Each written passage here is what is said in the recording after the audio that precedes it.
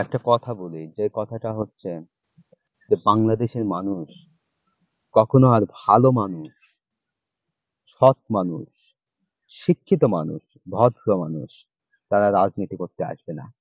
কারণ রাজনীতির যে কালচারটা হয়েছে বর্তমানে, এটা হচ্ছে মানুষের প্যান্ট টেনে খুলে ফেলার মতো অবস্থা। এখানে ভালো মানুষ আর কেউ রাজনীতিতে ফিরবে না।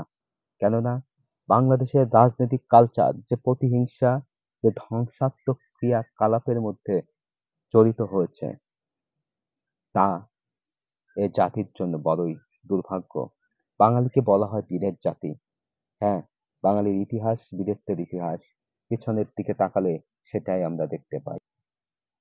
লড়াকু বীর চট্টলার, মাস্টারদা সূর্য সেন, প্রীতিলতা অদত্তর, গড়ে ওঠা তিতুমিরে বাঁশের কেল্লার দুর্গ, হাজী শরীয়তুল্লাহর ফয়েজি আন্দোলন, ফকির বিদ্রোহ, নীল বিদ্রোহ, এ সমস্ত বিপ্লবী ইতিহাস বাঙালিকে করেছিল এক সমৃদ্ধ বীর জাতি হিসেবে গড়ে তুলেছিল, যার চূড়ান্ত রূপ বাঙালি ৫২-এর ভাষা আন্দোলনের সাকসেস, ৭১-এর রক্তক্ষয়ী মুক্তির সংগ্রামে বাঙালির স্বাধীনতার সূর্য উদিত হয়েছে। তারপরে অনেক ইতিহাস ঘটে গেছে,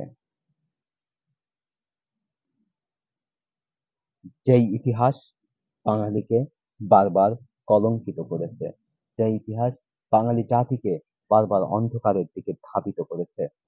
ঠিক সেই সমস্ত পিছনে ফেলে আসা ইতিহাসের কলঙ্ক অধ্যায়কে ছাড়িয়ে বর্তমানে যে সূচনা হয়েছে, এটা আরো ভয়াবহ, আরো বিভীষিকাময়, আরো অন্ধকারের দিকে আমাদের ছুটে চলার যে তীব্রতা বেড়েছে, তা ভবিষ্যতে বাঙালি জাতির জন্য বড়ই দুঃসংবাদ বয়ে আনবে। এখানে ঘরে ঘরে, ভাইয়ে ভাইয়ে যে বিভেদ সৃষ্টি হচ্ছে রাজনৈতিক কারণে, তার নির্মূল কবে হবে আমরা জানি না। স্বাধীন দেশে একজন আরেকজনের গোয়াল থেকে গরু খুলে নিয়ে যায়, ফসলের মাঠ থেকে ফসল উঠে নিয়ে যায় একজনের ফসল আরেকজনে, ঘর বাড়ি জ্বালিয়ে দেয়, পুড়িয়ে দেয়, ভাঙচুর করে, দোকানপাট লুট করে।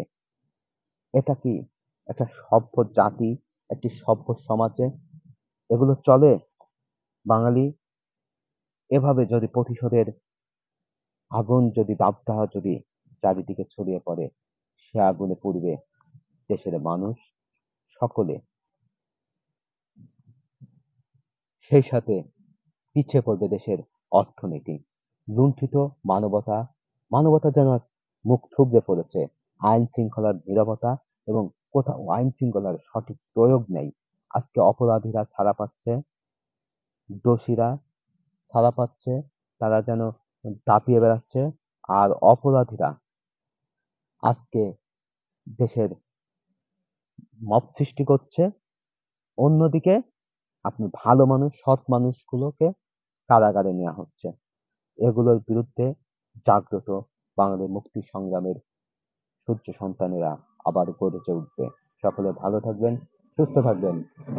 আল্লাহ হাফেজ।